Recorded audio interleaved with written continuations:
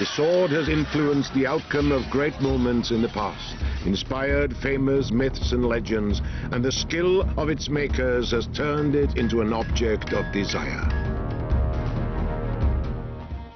Books on the subject of warfare became available. These volumes by Italian writer Ridolfo Capofero allowed gentlemen to study and collect items surrounding their interest in the sword.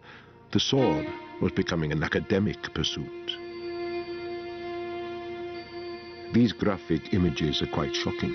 They don't hold back on the effects of sword fighting, but they also show a new kind of sword, the rapier, designed for a lethal thrust. These new swords were fast, light, and well balanced. This was a new style of fighting, not just for soldiers, but for civilians too.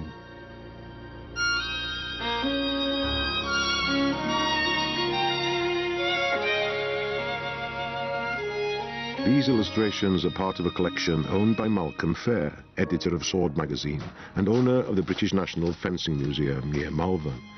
A former British junior fencing champion, Malcolm is also a veteran Commonwealth title holder. His collection focuses on the non-military use of the sword.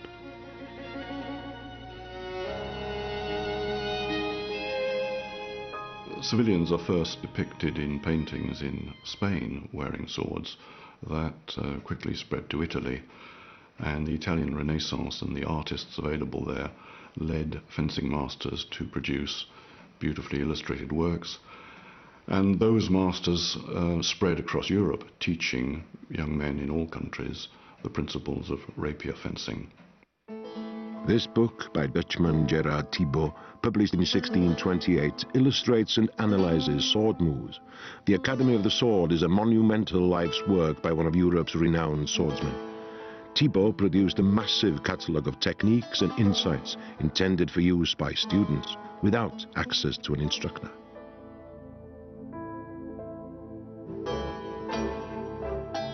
Thibaut himself was an enthusiast of the Spanish rapier. Its long, narrow blade produced the perfect straight line used to intercept an opponent's weapon.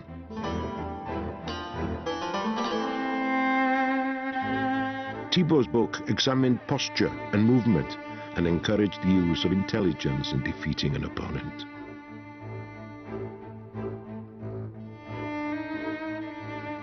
It was the essential accessory for the young man about town. Despite Gerard Thibaut's ideals, the popularity of the rapier also brought about its notoriety. It became the weapon of first resort in settling disputes on the street. But if Hollywood is to be believed, it was also a way of settling them on the high seas. Captain Henry Morgan was the inspiration for this Hollywood version of his life in 1935, starring Errol Flynn in the role of Captain Blood.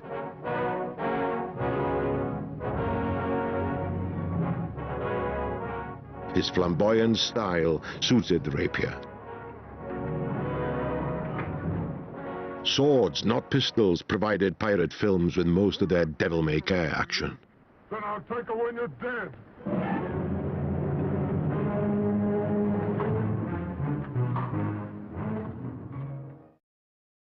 The real rapier had a lethal blade and developed a decorative guard that bordered on the ornamental. Originally, it was exceptionally long, and rapiers posed a danger to passers-by. Visitors entering London had either to hand in their swords at the city gates or have them cut down to size, which is where the expression comes from. No longer were people using swords which had been designed primarily for use on the battlefield.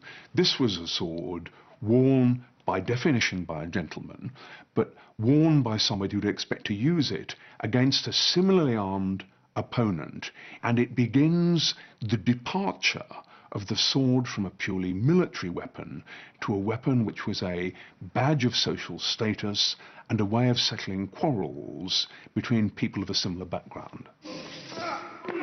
Europe's aristocrats and moneyed classes went duelling mad.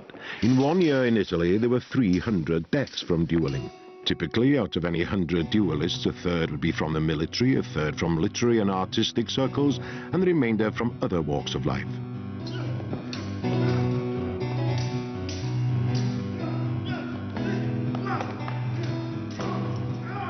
At the court of Louis XIV, fashions changed, and there was a need for a smaller court sword. This is the sort of sword that evolved with a hollow ground, triangular blade, a very sharp point, and it could be manipulated much more easily than a rapier, and consequently it was much more dangerous. Men fought at the slightest provocation at any time of the day or night, by moonlight or torchlight, in the street or behind closed doors. If you wanted to defend your honor, you needed to have some skill, especially if you had no military training. Swordmasters established themselves in salons and taught self-defense.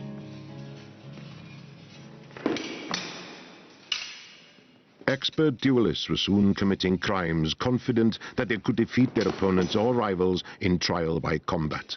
Social reformers, politicians, and even senior military figures began to view all duels as a social evil. Despite the anxiety, the madness for dueling continued. If you were a gentleman in the 18th century, you needed to learn how to shoot a pistol, and you needed to learn how to fence, because you were quite likely either to be challenged to a duel or to be put in circumstances where you'd have to challenge somebody else. And you needed to be able to use a gentleman's weapons, sword and pistol. So learning defence was really very important, because as a gentleman, throughout the 18th century, you'd wear, under almost all circumstances, a weapon called a small sword, which is really a reduced weapon of the rapier. You'd wear that, swinging at your left hip, and you'd be expected to know how to use it. And wearing the thing and not knowing how to use it was going to get you into dead trouble. In the absence of adequate laws or a police force, the duel delivered a kind of rough justice that prevailed throughout the century. In military circles, there was a new sword on the block, the saber. Developed for use by the cavalry, it was curved and based on designs from the East.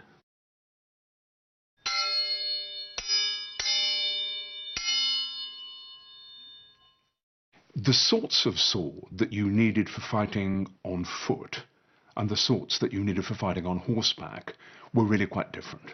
A man on horseback needs a sword which is going to give him reach. He'll want to reach out over the horse's neck on one side or on the other, and he might want to use it as one horseman against another, perhaps to stab with a straight arm, or he might want to use it against infantry who are running if he's pursuing them, to give a cut. But in both cases, he needs a weapon that's longer and probably heavier than would be used by a man on foot.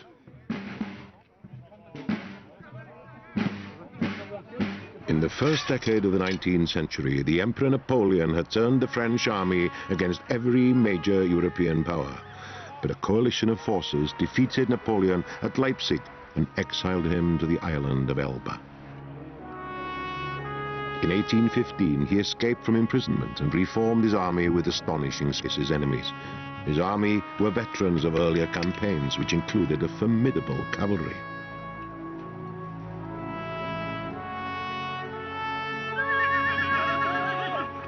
Napoleon was determined to defeat the Allies in what is now Belgium as a first step to rebuilding his empire.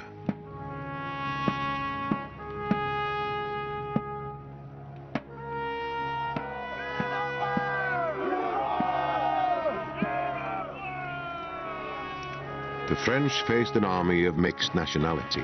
A British, Dutch and German army of 80,000 troops under the command of the Duke of Wellington were to oppose Napoleon at Waterloo.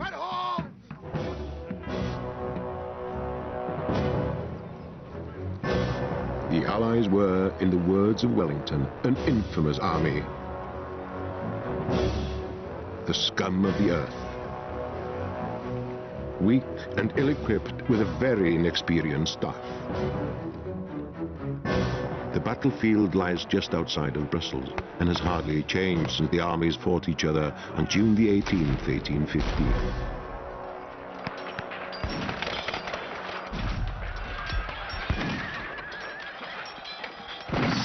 One of the first attacks was made by the French heavy cavalry. Surgeon and historian Mick Crumplin has made a study of sword injuries at Waterloo. I think the two basic types of injury that can be caused by a weapon are those caused by a sharp pointed end, and that caused by the downward sweep and the slashing effect of a sabre such as this. But of course, if the slash comes to the neck in a horizontal way with the full kinetic energy through the blade of the slashing weapon, it'll decapitate in one go. Or if an artery is sliced in the neck or in a limb, as the limb is almost severed, that can cause fairly instantaneous death from bleeding.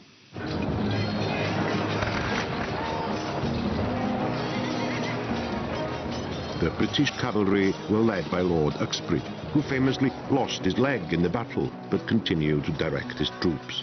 They faced Napoleon's heavily armoured cavalry.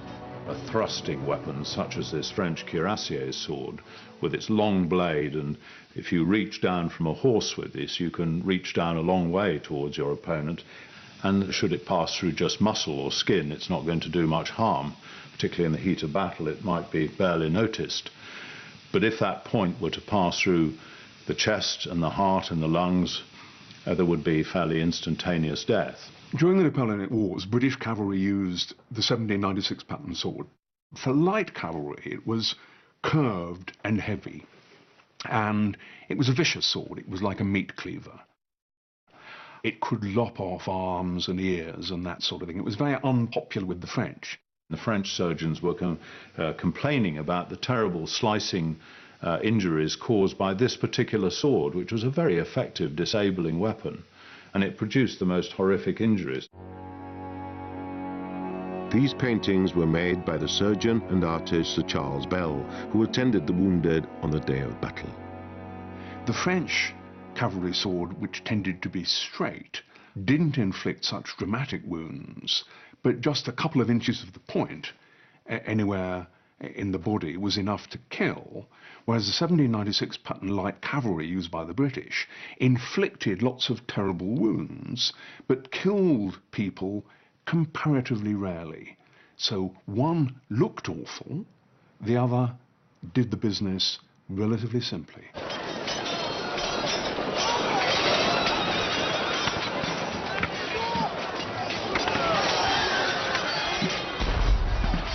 Infection was probably less likely with sword wounds generally than with gunshot wounds. Swords can cleave in a bit of hair, skin and helmet or leather helmet, and that can take bacteria into the bone through the dura mater, which is a membrane covering the brain, which has a sort of very fluid-like consistency in health.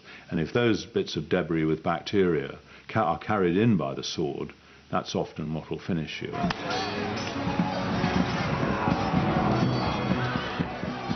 There were many brave actions on the day. Sergeant Charles Ewart of the Scots Greys described how he took an eagle standard off the French. I had a hard contest for it. The enemy made a thrust at my groin. I parried it and cut him down through the head. After this, a foot soldier fired at me and charged me with his bayonet. I had the good luck to parry and cut him down through the head. Then a lancer came at me. I cut him through the chin, upwards, through the teeth. Thus ended the contest.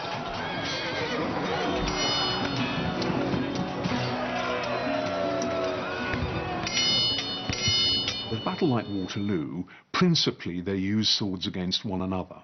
And what you would get then, sort of slightly oddly in the middle of a 19th century smoky battlefield, would be cavalrymen going at it, hammer and tongs, and one eyewitness said that it sounded like 1,000 coppersmiths at work, the sound of sword on sword and sword on metal breastplate. The French attacked in large formations when they assumed the British lines had broken, only to find stiff resistance that decimated their cavalry. In the end, Napoleon's fate was sealed when the Prussian army relieved the beleaguered British troops on the evening of June the 18th.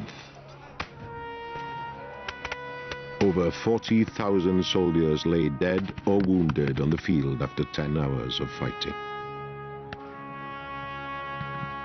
thousands of bodies were stripped by looters during the night.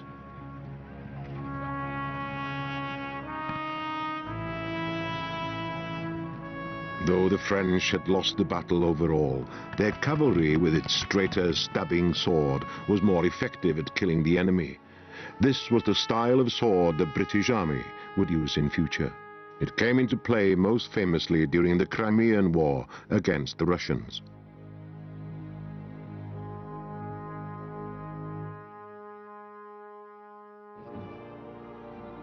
Outside military circles, things were changing fast. By the mid-19th century, breeches had been replaced by trousers in civilian life, and carrying swords in public went out of fashion. Tailored suits became a normal day wear of men, and dueling for gents faded along with the need to display swords in the street. But the sword continued behind closed doors. It was still a way by which young men showed courage and honor. At least, that's what they claimed in Germany. The Mensa was, and still is, practiced in the older universities. A dueling scar became a badge of honor, a rite of passage for students, and a nod to their ancestors who might have used the sword in a life-and-death struggle. German sword-fighting instructor Alex Kiermeier explains the background of the Mensa tradition. Don't worry. Die Mensur entstand eigentlich aus dem Bedürfnis heraus, sich zu duellieren. The mensure grew out of the dueling tradition. It was meant to deal with matters of honour. Then it developed into a practice where you had to discipline yourself, but where you still had an opportunity to prove your courage to your friends. Tapferkeit für seine Studentenverbindung beweisen musste. Ja, ich denke, viele Leute, die das heute betreiben. Many people who fight in the mensure nowadays have a kind of macho approach, and they want to show how tough they are. But it's really about making a stand and having a commitment to your club. Und seine Tapferkeit zu zeigen und für den Club einzutreten. Ich denke, viele Leute in Germany today, many people have negative feelings about the mensure. Many people think that the mensure and its followers are associated with extreme right-wing politics, but that isn't necessarily the case. Verbindung stehen, was nicht unbedingt der Fall ist. If you participate in mensure, you need the Schlager. Its sharp, pointed tip is used to deliver a cut which would give you a desirable scar, or worse. The mensure has a whole ritual surrounding it with its own societies, and it's considered rather exclusive in places like Heidelberg University. By the last quarter of the 19th century, the sword became exploited by the world of advertising in a mind-boggling range of promotional activities. Even the world of soft porn saw the attraction of its phallic form.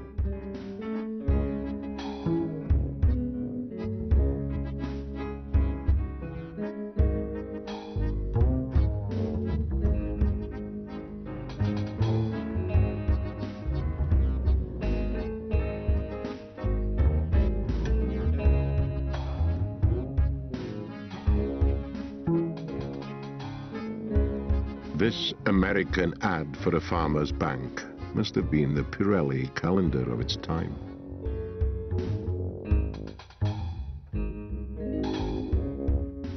The magic lantern was replaced by early film at the dawn of the 20th century. Recreation and sports became more widespread among all classes and sexes. And this is an early attempt to fight the women's cause. It seems that the woman has outfenced the soldier, and he's trying to make excuses to his buddies. He must have been blinded by the moonlight or something, and if that didn't get him, the First World War would. The military still clung to swords. Tradition demanded it. The old guard were convinced that there was still a role for the cavalry in 20th century warfare. When the First World War began, there were over 500,000 horses in military service. Cavalry charges were planned, but few were carried out amongst the bomb craters and barbed wire no man's land. During the 19th century, the British Army was really unable to make its mind up as to whether swords were best used for cutting or thrusting. So it produced a series of patterns of what were called cut and thrust swords. lightly curved blade with a reasonable point, which you could use for both. Eventually, at the very beginning of the 20th century, the British Army decided that the most effective way of fighting with a sword was to thrust. And so it produced its last ever cavalry sword, the 1908 pattern, which was arguably the perfect sword. It had a big bowl guard, a pistol grip so that you'd line it up naturally, and a straight, slim blade, perfect for thrusting. The perfect weapon produced at exactly the moment that cavalry was leaving the battlefield forever. After 4 years of fighting and 20 million deaths, Europe was traumatized. By 1918, the world was ready for a good dose of escapism. While tanks and machine guns made the old ways of warfare obsolete, swordsmen continued to flail away at villains. These were the new swashbuckling heroes of 1,000 exciting films, like this silent movie. It's based on the Three Musketeers.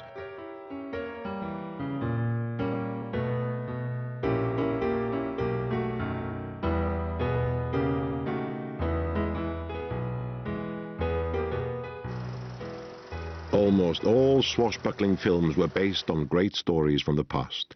Many screenwriters adapted 19th century romances and heroic tales, which were often based on ancient myths and legends. They featured men in tights, capable of daring feats and righting wrongs.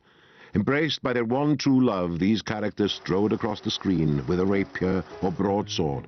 Robin Hood was always a favorite. For physical movement and a certain visual style, Douglas Fairbanks Sr. was the finest of his generation. In his version of Robin Hood, he showed that the sword was the ideal symbol of justice. The sword was perfectly suited to the free spirit of this cinematic hero and acrobatic champion of the poor. Fairbanks' athletic prowess and dashing good looks made him the king of Hollywood.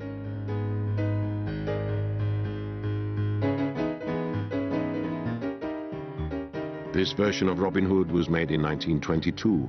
It was one of the most expensive films of the times, with a $1 million budget. The film broke all box office records and netted a 500% profit for Fairbanks. Sound on feature films was achieved in 1927. By the 30s, the talkies were a global phenomenon and helped secure Hollywood's position as one of the world's most powerful and popular institutions.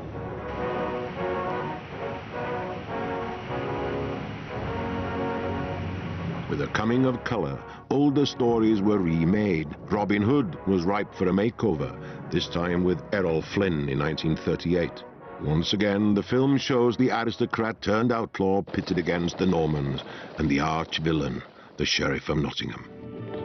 Now, this forest is wide. It can shelter and clothe and feed a band of good determined men. Good swordsmen, good archers, good fighters. Are you with me?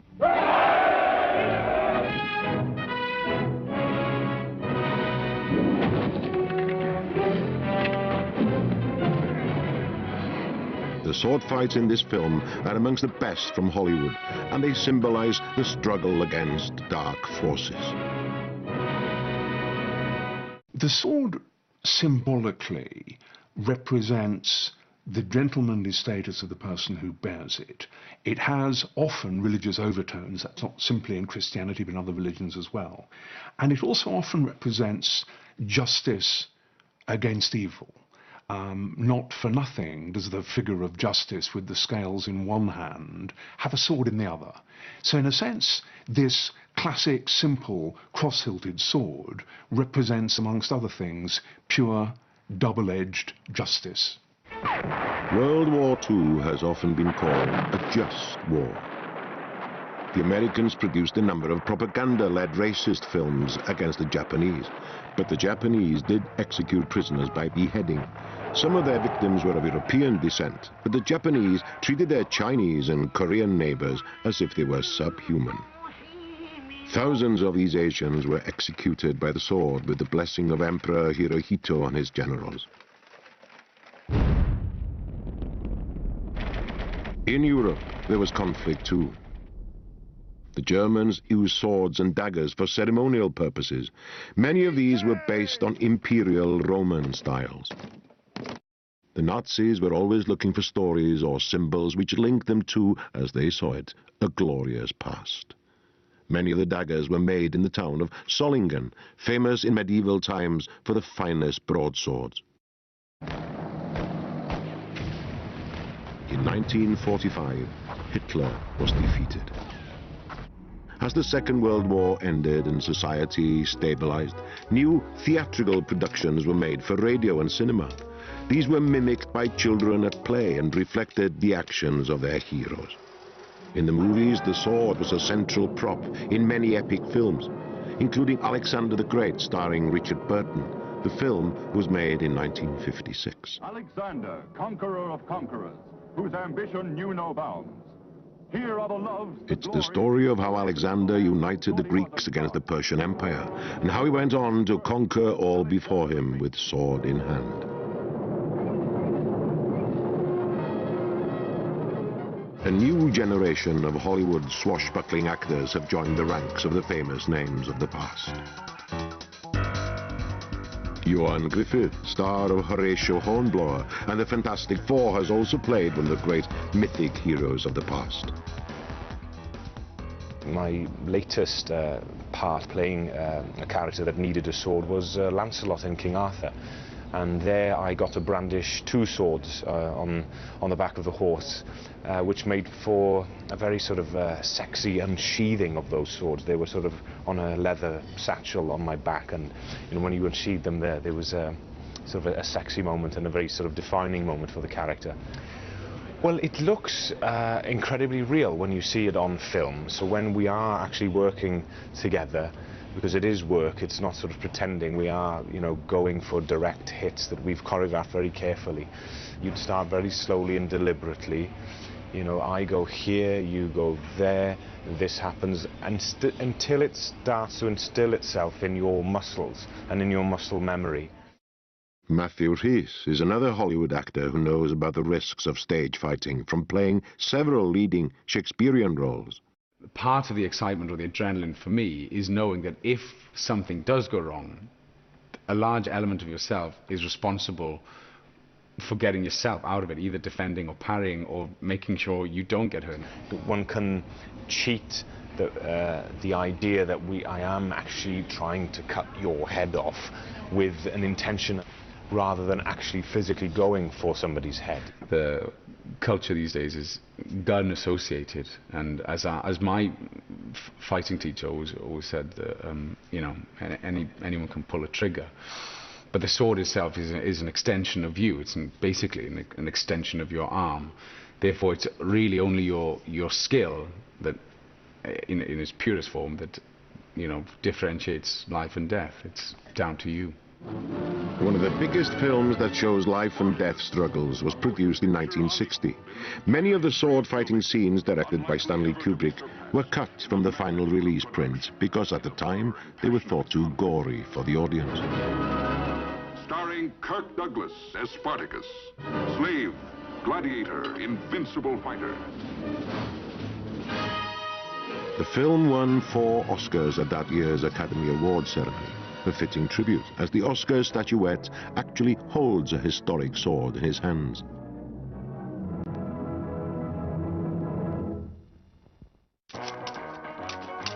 In the 1950s and 60s, children's matinees nourished the next generation of cinema-goers.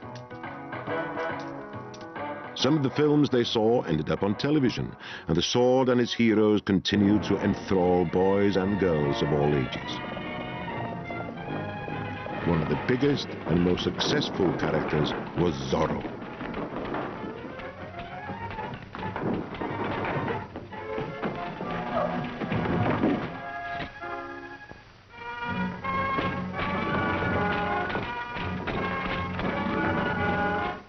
The story of Zorro is set in old Spanish California, where the hero fights for the ordinary people against a tyrannical governor. Zorro uses a short rapier, similar in style to the weapon found in many fencing academies today. Leon Paul is Britain's biggest and oldest sword fencing manufacturer. The company, which was established in London by Frenchman Leon Paul in 1925, has an international reputation.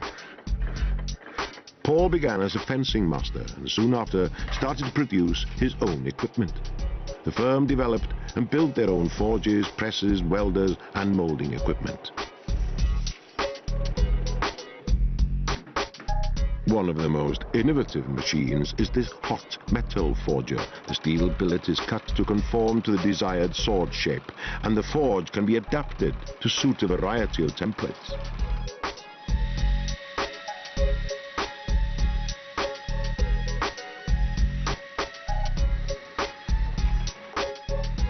The grandson of the founder is Barry Paul, the current chief executive of the company. He's a former British foil champion and Olympic fencer and understands the virtues of keeping everything in-house. Of course, manufacturing yourself gives a huge advantage of flexibility. You can make new things, try new things. One of the advantages of being able to make all our equipment here is that when film directors ask for a special equipment to be made, we can make it and normally produce something within days, if not hours. And in fact, James Bond died another day. We were there supplying kit for the various fencers. Special kit was needed. James Bond wants a left-handed one of those, or the villain needs something in black or something. And so it's a great advantage being able to make stuff yourself. The founder, Leon Paul, was in demand as a stage fight director. He taught film actors after the Second World War, since when his grandsons have followed in his footsteps. The costume, essential to the sport, is also made here.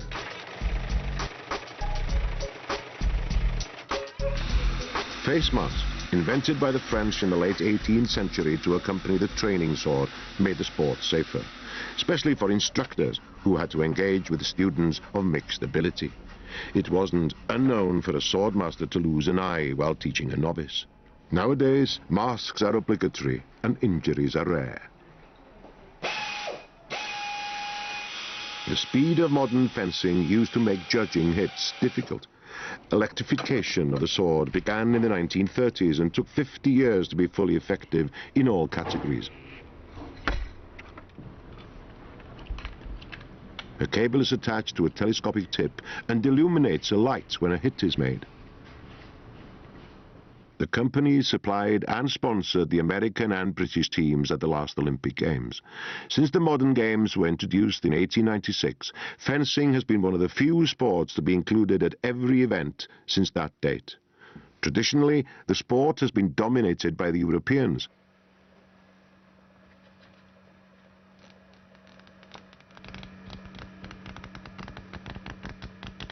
Currently, the most successful nation is France, with Italy and Germany close behind. But the Americans and Chinese are catching up.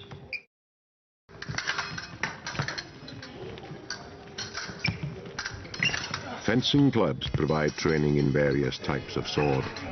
The épée has a three-sided blade. It's a descendant of the dueling sword and is used in thrusting. Its target area is the whole body. So, what qualities do you need in this game? World-class fencers are selfish, determined, aggressive, intelligent. The Olympic fencers probably take 10 years to create.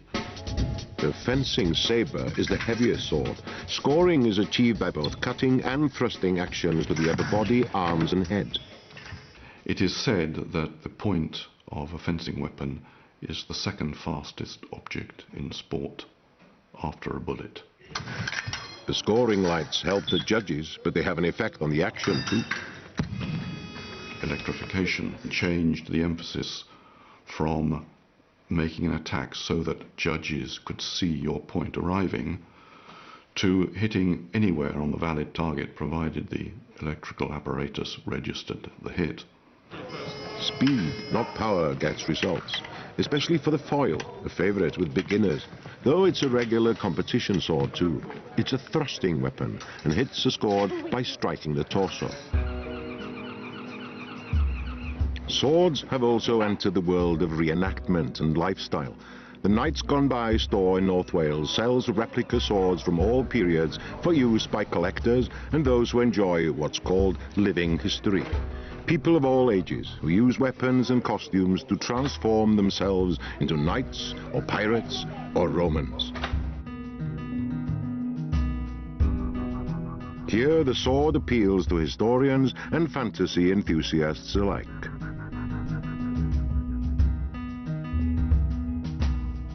For those who want to connect with the spiritual roots of sword fighting, there's Kendo.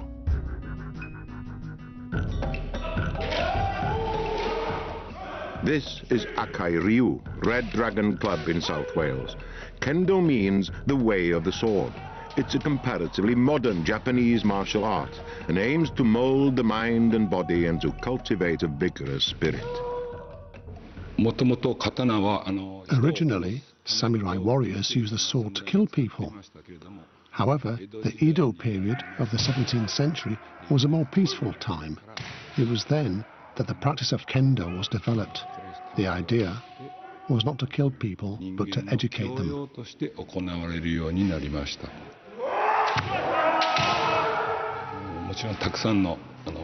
There are many elements to kendo. An honest heart is most important. We can easily build up a strong body, but it is difficult to build up a true and honest heart. With a good heart, you can be open to many things and see many things.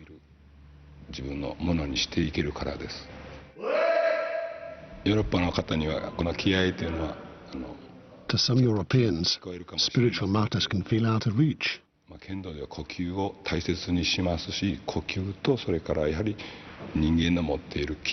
kendo, spirit is important. Breathing, willpower and spirit are all connected in kendo.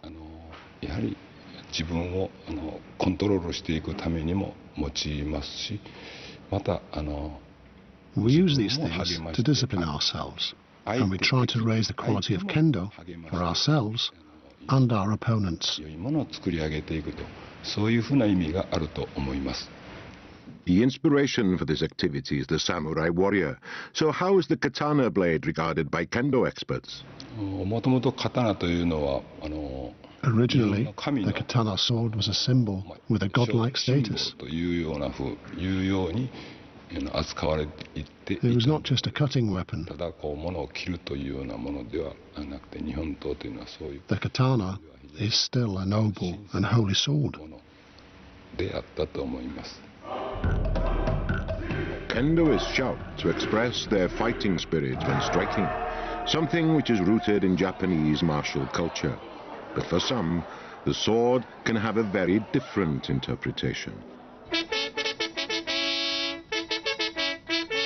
The ceremonies and rituals which form part of the Royal National Eisteddfod of Wales are a rich mixture of tradition and imagination created by Iolo Morgannwg, the founder of the ancient Druidic Order of Britain. The sword in these ceremonies is a potent symbol of peace. The sheath of the great ceremonial sword is inscribed with words that emphasize its peaceful purpose. Its hilt is decorated with a dragon of Wales and a natural crystal to represent mysticism. At the climax of the ceremony in which a poet is honored, the great sword is raised, and in response to the question, "Is there peace?" the audience shout, "Peace." The sword ritual was a part of Iolo's godsedd from the beginning in 1792. But it wasn't a sword in the sense of a weapon, but a sword that symbolized the fact that the poets of the godsedd circle were a peaceful fellowship.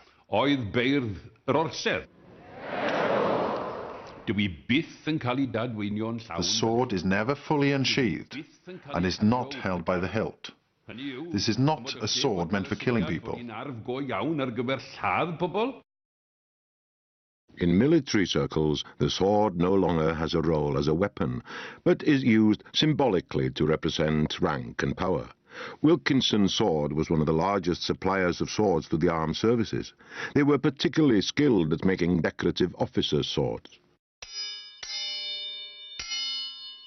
Officers got their uniforms from their regimental military tailor, and they offered the young gentleman the sword, and they were known to be, not of the highest quality. They could easily bend or break when they were used, and this annoyed Henry Wilkinson so much that that's why he embarked on the venture to make Britain the makers of the finest swords in the world. For 200 years, the company supplied all ranks with cold steel. But with the reduction in the size of armed services in recent years, Wilkinson's changed direction. The sword part of the business was sold off.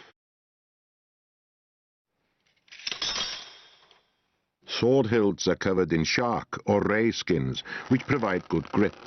These traditional techniques have remained part of the production process despite the changes in company ownership.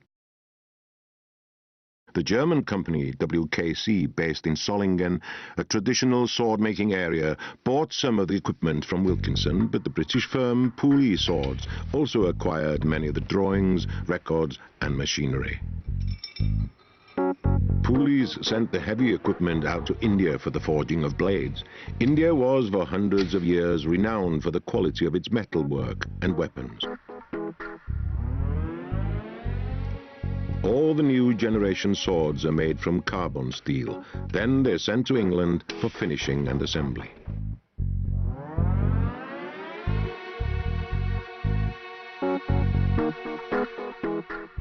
The British Armed Services, as well as overseas defence forces, still place orders for new swords. But Pooley's also provide an important restoration and repair service.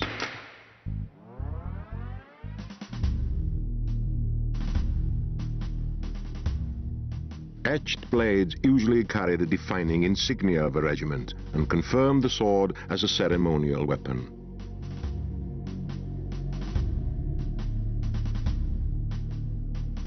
Pooley supply swords to the Royal Military Academy, Sandhurst, where the leadership qualities demanded of an officer are taught to cadets. Swords are the main feature of the Sovereign's parade, where these young men are finally commissioned into the army. The overseas sword is awarded to the best foreign cadet, and the Sword of Honour is awarded to the most outstanding cadet of his intake. History is a source of pride to armies, and swords provide some continuity with the past. But there are also swords for kings and queens. This sword was made to commemorate the coronation of the British Queen, Elizabeth II, in 1953. The sword is in the style of an épée, decorated with precious stones.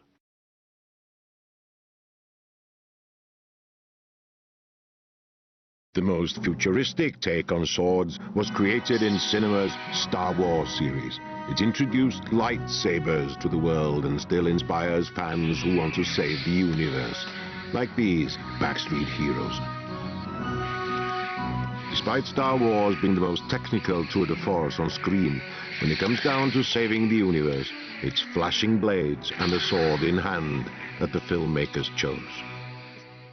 Throughout human history, edged weapons have enabled us to hunt and to defend ourselves.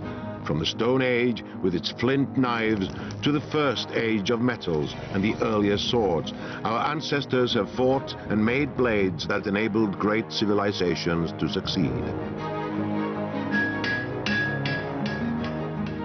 The seeds of that success have also produced the dark side of human activity. But where there are villains, there are heroes. Ancient myths and legends have sent us sword-wielding saviors to protect us from evil. The sword story constantly throws up episodes in which religious or political conflicts have tested our mettle. The 13th century was a high mark for the sword, since when it's fought for its place at the great events that determined our future.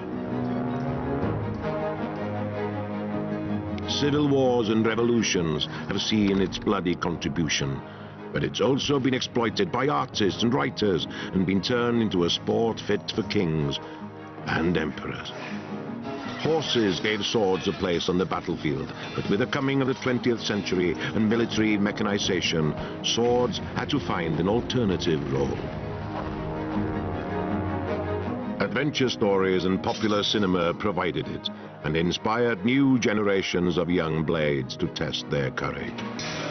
The sword has symbolized the fight against evil, so it's no wonder that most societies have celebrated the perfect sword.